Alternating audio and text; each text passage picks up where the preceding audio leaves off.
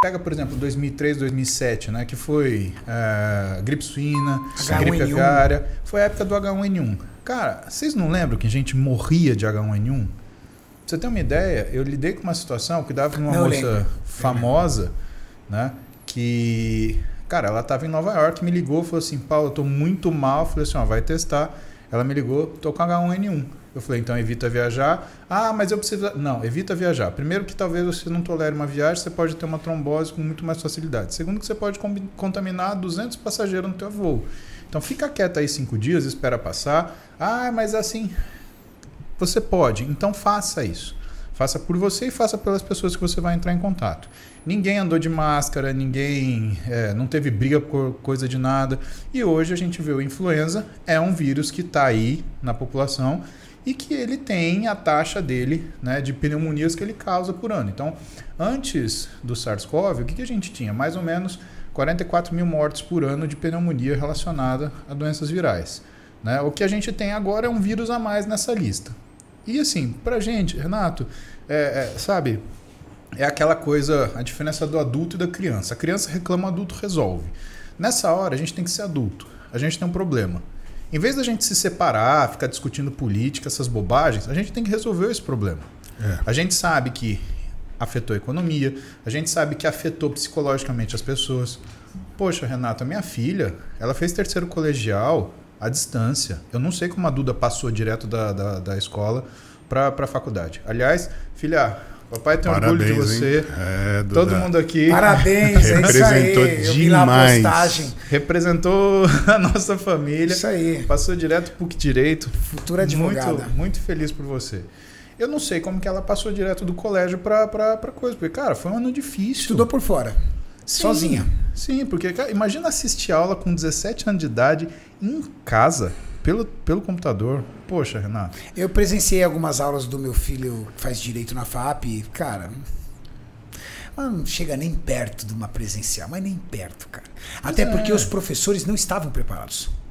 Ninguém Eles não estavam preparados. Então você vê professores ali totalmente perdidos ali. Perdidos é uma palavra pesada. Assim, desconfortáveis de como atuar, né, nessa situação. De como entregar conteúdo, entregar conhecimento dentro de uma plataforma sem a interatividade dos alunos. Então, eu consegui me virar mais ou menos, por quê? Porque eu estou acostumado a trabalhar com vocês.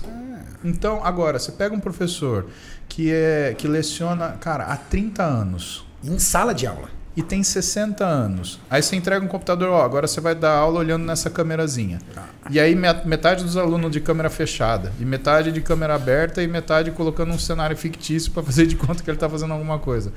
Cara, é uma coisa de contato muito complicada. Então, o pessoal teve que se adaptar numa situação que é adversa, né? Então, a gente tem que lembrar pelo que a gente passou e falar, porra, se isso não servir para você, juntar com quem está perto de você, o que vai servir? Se você não tem empatia nenhuma, né? Você é um psicopata, porque todo mundo passou essa dificuldade. Independente se você torce pro Corinthians, pro Palmeiras, se você é direita, se é esquerda, se é Bolsonaro, se é Lula, não interessa. Eu não quero nem saber. Eu quero saber, você tá com problema? Conta comigo. Se você não tá com problema, ajuda quem tá. De alguma forma, é por isso que a gente tá aqui hoje. Eu vejo as pessoas, Renato, fazerem coisas que são, sabe, eles quiseram tirar dessa pandemia heróis, vilões e santos. Sim. E eu vou te falar uma coisa. Quando você quer criar uma história desse jeito, você corre um grande risco. Porque esse negócio de de herói, de vilão e de santo é uma coisa muito perigosa. Todo santo vira mártir antes de virar herói. E todo herói vira vilão antes de virar santo. Falou tudo. Pensa nisso, por quê? Porque o tempo passa e a questão se você é um ou outro, ela é uma situação. Então tiveram os heróis da resistência, estão virando vilão. Tiveram os vilões da resistência, estão virando heróis. Cara, ninguém é santo. Ninguém é santo. Santo ninguém é. Então, pelo amor de Deus, gente, vamos deixar essas coisas de lado. Eu não tenho mais paciência para ver briguinha disso. Não tenho, por mais que seja ano eleitoral. Cara, eu vi a minha profissão ser destroçada. Ver jornalista falando de medicina como se fosse especialista total. Ver político falando de medicina como se tivesse estudado alguma coisa. Aqueles vagabundos, a maioria não tem nem 3º grau completo. Eu vou falar uma coisa aqui. Cara, eu conversei muito com a Infecto. qualquer medida que fosse necessária para tentar salvar a vida, eles tomaram. Porra. Vocês também tiveram sorte, por quê? Porque já haviam alguns relatos de como se tratar os colaterais do Covid que não tem cura. Tem tratamento, mas não tem cura. Então, até eles conseguirem entender aonde que a doença atuava e tratar todos os colaterais que ela apresentava, morreu muita gente, não só no Covid, como posterior ao Covid, por causa de trombose. Sim. Isso é fato. Hoje eu sou um privilegiado. Eu sei tratar a recuperação do Júlio, por quê? Por um monte de coisa que a gente teve que... A gente praticamente foi obrigado a correr antes de aprender a andar, Renato. Caso clínico. Exato. E no meio disso você tinha uma imprensa criando pânico e você tinha político fazendo merda. Exato. E assim, eu tava num programa de entrevista, cara, e a jornalista me fez uma pergunta que era extremamente maliciosa. Aí eu virei pra ela e falei assim, nossa, que legal a profissão de jornalista, né? Ela é a melhor profissão do mundo. Você sabe tudo de direito e se alguém que é advogado for discutir com você, você demole a reputação dela. Você sabe tudo de medicina e se algum médico for discutir com você, você demole a reputação dela. A parte boa é que você não precisou fazer nem direito e medicina para isso. Nossa. Aí ficou aquele mal-estar assim. Aí eu falei assim, só tem uma profissão melhor que isso, que é o síndico de prédio, né? Porque além de ser médico, o advogado ele ainda é engenheiro, né? Ele constrói e destrói o que ele quiser. Cara, e assim, pode pegar mal, porque eu vou contar. Mas é assim... Sabe, eu vi gente se comportar de forma execrável, de forma criminosa, tá? E os que mais se comportaram assim foram quem? Foi quem ficou olhando e dando palpite. E quem ficou olhando e dando palpite? Foram essas profissões. Infelizmente. Agora, lidem com isso por quê? Porque médico está acostumado a qualquer coisinha ser o vilão da história. Exemplo dos governos que tinham anteriormente. Médico é tudo playboy, vamos fazer o mais médico para trazer médico bom. Ué, por que não foi ninguém tratar em Cuba, de onde veio os mais médicos?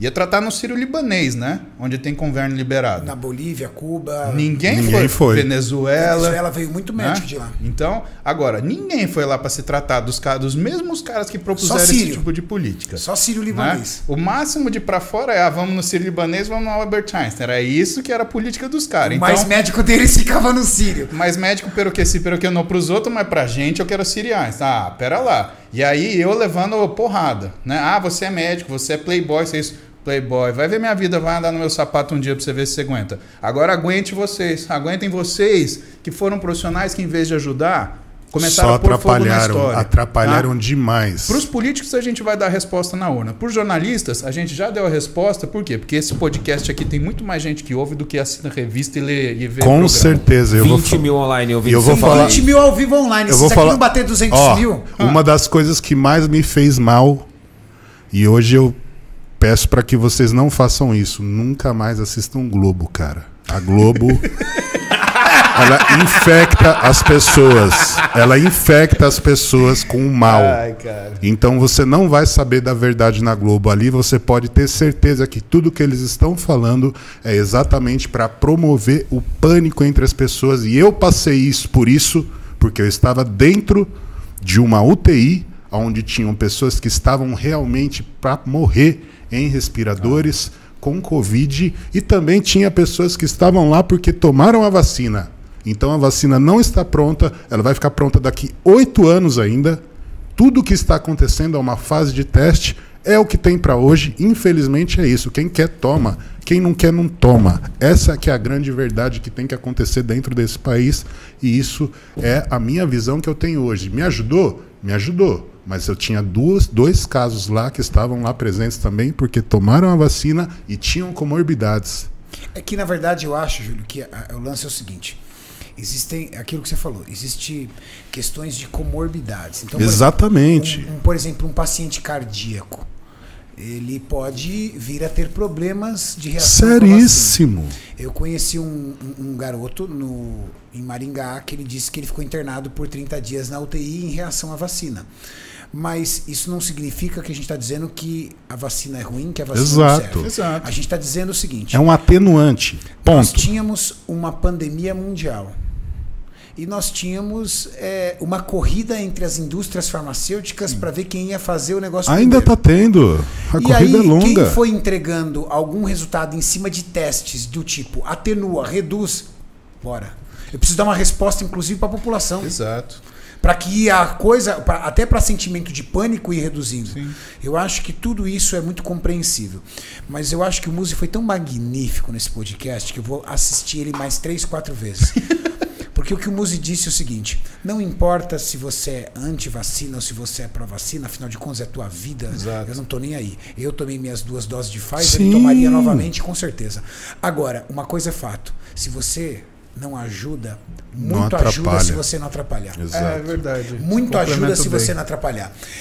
Os médicos trabalharam feito loucos. As Enfermeiras pegaram, foram as primeiras a pegar Covid. Meu, exatamente. Entendeu? As enfermeiras são foram. os heróis. Eu heróis. assisti esse final de semana. Esses são os heróis. Esse final de semana, eu gosto, assim, se eu não fosse químico e se isso desse dinheiro, porque infelizmente não dá, eu seria professor de história. Eu sou uma pessoa viciada em história, eu gosto de história.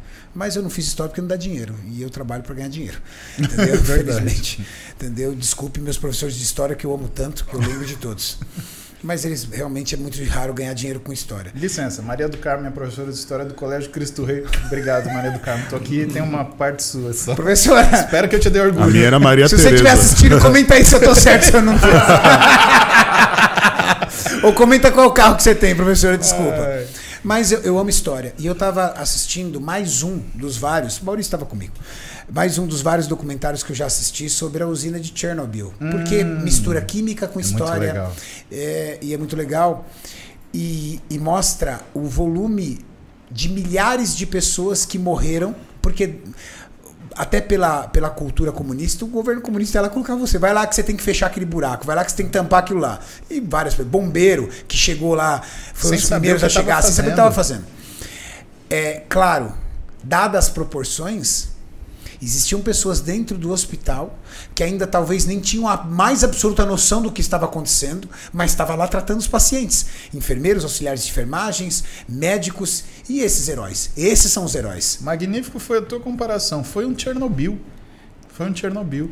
E assim, principalmente a enfermeira e o técnico de enfermagem, o auxiliar de enfermagem, por quê? Porque eles têm o cuidado do paciente. Né? Então eles ficam muito tempo com o paciente, eles entram em contato com o paciente, eles têm que manipular o paciente, eles têm que mudar de decúbito, eles têm que ajudar o paciente nas tarefas normais do dia a dia. Então, e não tinha vacina.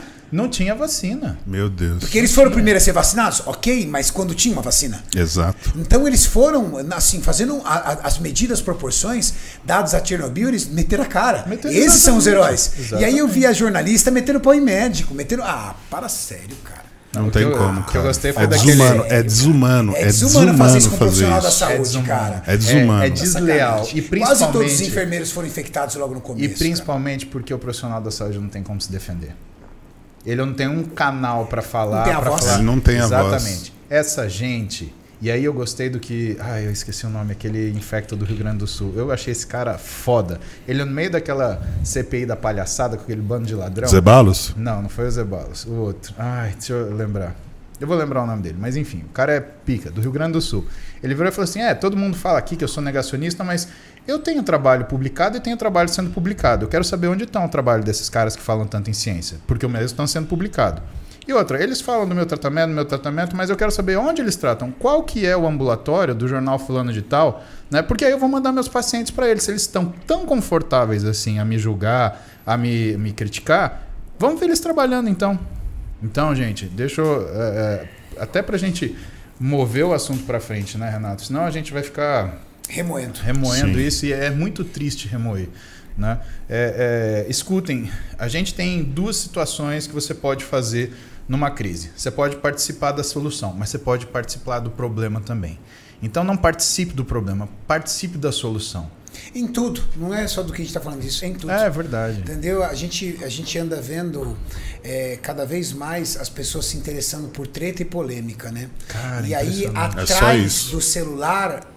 eu falo que é muito fácil. Atrás do celular as pessoas são juízes. E elas julgam e arbitram e julgam você. Você é condenado. Aí eles te ofendem. Você é condenado isso. Num mundo onde todo mundo xinga e ataca todo mundo sem conhecer as pessoas, eu acho que cabe mais as pessoas aprenderem a conhecer. Eu fiz 2 presenças VIP seguidas nessas 2 últimas semanas, e a resposta que eu mais ouvi é o seguinte: pô, Renato, cara, você é muito legal pessoalmente, igual é nos vídeos. Então, antes de você me criticar o Muzi, criticar o Júlio, aperta a nossa mão, conhece a gente. Boa. Aí você vai ter a oportunidade de Saiba conhecer um pouco sobre nós, pessoa, de verdade. entendeu? É muito mais fácil você me dar um abraço, abraçar o Muzi, abraçar o Júlio, conhecer a pessoa, e aí você tira o seu conceito, do que manter um preconceito. Manter um preconceito é muito triste. Se coloque no nosso lugar e imagine se você, sendo a pessoa que você é, alguém dizer que você é totalmente o contrário. Dói. Eu estou acostumado a lidar com isso. De verdade. Eu acho que o Muzi também, o Júlio também. Agora eu tô. Agora convivendo mais com vocês eu tô. Tô bem acostumado a lidar com isso. Mas isso não significa que a gente às vezes não se magoe. Eu tenho uma dificuldade, sabe, de lidar, porque assim, a minha estrutura de aprendizado é de confrontamento. Eu me formei e fui treinado na faculdade para ser arguido. Fora o exército. Então, pro exército eu fui treinado a respeitar a hierarquia. Que isso foi uma coisa importante. Você saber que não é uma questão de ego você obedecer a uma pessoa que tem uma posição de comando. É uma questão de sabedoria. Porque essa pessoa sabe mais que você. Ela está te direcionando naquilo que... É por isso que existe hierarquia. Agora, na faculdade, eu fui ensinado a ser arguido e não me ofender por isso. Entre médicos, Renato, a arguição é normal. O que é a arguição para a galera entender? Não ofende quando você... Mas por que você está fazendo isso? Mas quem te falou que isso é certo? Isso não é um problema entre médicos. Um questionamento entre vocês não é um problema. Não, é porque a gente quer crescer. E quando a gente junta para fazer, quando uma junta médica, né, o pessoal acha que a gente vai lá acertar um consenso a partir de opiniões que nós temos em comum. Não é, cara, uma junta médica é um quebra-pau. Se você olhar, você acha que a gente está brigando. Cada um vai terminar uma linha, que é isso que eu acho que sempre teria que ter ser respeitado. Exatamente. É esse o problema. Quem olhar vai achar que a gente está brigando. É muito sério isso, gente, porque tem muita gente que está passando mal tomando vacina e isso tem que ser avaliado por um médico. É isso que é o problema. Se você tem comorbidade, você tem que fazer uma sessão de exames antes para poder ser aprovado e aí sim tomar sua vacina. Ninguém aqui é antivacina, mas existem pessoas que realmente sofreram com colaterais de vacina. E isso é fato, gente. Então é uma coisa, é um problema muito sério. E o Brasil é o melhor país do mundo para você testar uma vacina, porque a nossa população é heterogênea. Tem gente do mundo inteiro. Então não é à toa que a Europa manda milhares de vacinas para cá para serem testadas aqui no nosso país. Por quê? Porque a gente não tem saída. É esse que é o problema, a gente não tem outra saída. A vacina só vai ficar pronta daqui a muito tempo, a gente só vai ter essa tecnologia daqui a muito tempo. Então é o que tem para hoje. Esse é o problema. Só que aí vocês não conseguem respeitar a individualidade do médico para prescrever o que tem que ser prescrito. Então tem que se ter muito cuidado, porque realmente é um problema muito grave. Graças à vacina eu estou vivo. No meu caso deu certo, mas tem outras pessoas que não deu. É isso que tem que ser analisado. Cada caso é um caso. É que o mundo se divide agora é o seguinte: antivacina, pró-vacina. Não é isso, gente. E o médico que se foda. Exato, é o médico que tem que tomar isso. A frente é do médico. Quem entende sou eu porque eu sou pró-vacina. Não, outro. Quem entende sou eu porque eu sou contra a vacina. E para concluir o que você estava falando, né, o que é importante? O que você falou direciona para isso. Eu chamo as pessoas para discussão justamente por isso. Você me provocou. Eu vou te provocar. Tem 3 leis que eu uso para me comunicar com as pessoas socialmente. Primeiro, humanizar sem incomodar. Porque senão, Renato, a gente fica postando que a gente é que é super-herói, e a gente não é. Nunca foi. E o objetivo é que as pessoas elas cresçam pela nossa capacidade de assumir nossos erros e mostrar nosso caminho. Olha, eu fiz isso e me ferrei. Você não precisa fazer isso, eu estou te contando. Segunda coisa, provocar, mas sem ofender. Porque quando a gente está num espaço confortável, quando a gente está na zona de conforto, a gente não sai se a gente não é provocado. E a terceira coisa, que é estimular e motivar, mas sem iludir. Eu não vou falar para você que você vai ter 54 de braço até o final do ano se você tem 37, né? Se você fizer tudo aquilo que eu faço na rotina que a gente mostra nos vídeos que a gente grava, né? Demora para você ganhar 54 de braço. Isso se você ganhar, pode ser que você não chegue nisso. A verdade é, o que eu vou te motivar? A chegar naquilo que é o correto. Eu vou te motivar a ter o caminho correto. Porque a gente não garante resultado. Verdade. E dentro dessa perspectiva, o que acontece é que quando as pessoas me provocam na rede, eu provoco de volta. Teve um cara aqui num post meu, aliás, num podcast que eu gravei com... Pessoal, nós estamos falando sobre hates, tá? Exatamente. O assunto vacina já encerrou. Já era. A gente está falando agora sobre qual é o nosso comportamento em relação a hate. Como o Muzi se comporta em relação a hate. Que é a forma que você levantou a falar, da gente se socializar, da gente provocar uma melhora, da gente, né, conhecer utilizar o que é a hate para história a evolução. do outro. Exatamente. Ou utilizar a diferença para evolução. Né? Então, isso que o Renato falou é importante, por quê? Porque é fácil você ser amigo da pessoa que fala o que você quer. O difícil é você reconhecer que uma pessoa fala uma coisa ou que você não gosta ou que você não concorda e falar, pô, eu acho que eu tenho que aprender com esse sujeito alguma coisa, porque ele sabe de alguma coisa que eu não sei. E aí eu estava te falando, eu estava num podcast com o Rafinha Bassos, aí um sujeito mandou um comentário, né? Não, porque eu sou só um humilde professor doutor em engenharia, e meio que deu uma carteirada assim, eu sou professor doutor em engenharia, eu acho que você está errado. Aí eu virei para ele e falei, olha, eu acho que então, se você é professor doutor em engenharia, você tinha que construir casa, né? Porque medicina é uma coisa mais fácil. Você acha que eu vou ler um trabalho de engenharia, de, por exemplo, resistência de material, eu vou me meter a construir o Titanic, ou vou me meter a construir, sei lá, o Empire State, né? Eu não vou fazer isso, porque eu assumo minha ignorância. Agora, se você não sabe assumir sua ignorância, então realmente você tem que voltar para o livro e voltar ao doutorado. Aí ele respondeu, você é um arrogante. Eu falei, não, arrogante é você. Você está querendo falar de uma coisa que você não conhece, sendo que você tem um doutorado, uma coisa completamente diferente que não te faculta falar disso. Por que você se sente à vontade de falar isso se você não sabe nada disso? Aí, morreu. Então, assim, as pessoas, elas provocam, não toleram ser provocadas, né? De volta, te acusam por você responder aquilo que elas, né, sabem que elas merecem e que elas só fazem. Por quê? Porque estão a essa distância aqui, porque essa distância é segura. Por aqui, eu faço o que eu quiser. Agora, e aqui? Como é que é? Difícil. Nossa. Exemplo é zap de condomínio. O vizinho fala o diabo pra você. O museu quando ele te vê com o condomínio. Quando, cara? Você tem que mudar pra uma casa urgente, mano. Gente, desculpa, os caras... Você não tem mais paciência pra isso. Quando é coisa boa, ele compara com carro. Quando é coisa ruim, compara com condomínio. Mas cara, verdade. Condomínio, o cara sabe até quando você cagou. Desculpa a palavra, mas porque você dá descarga no seu banheiro, o cara escuta lá de baixo. As pedradas caindo, as pedradas caindo.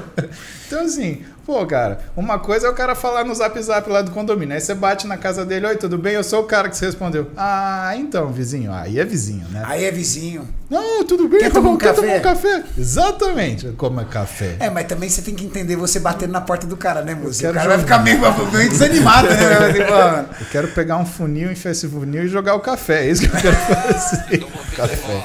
Eu tô voando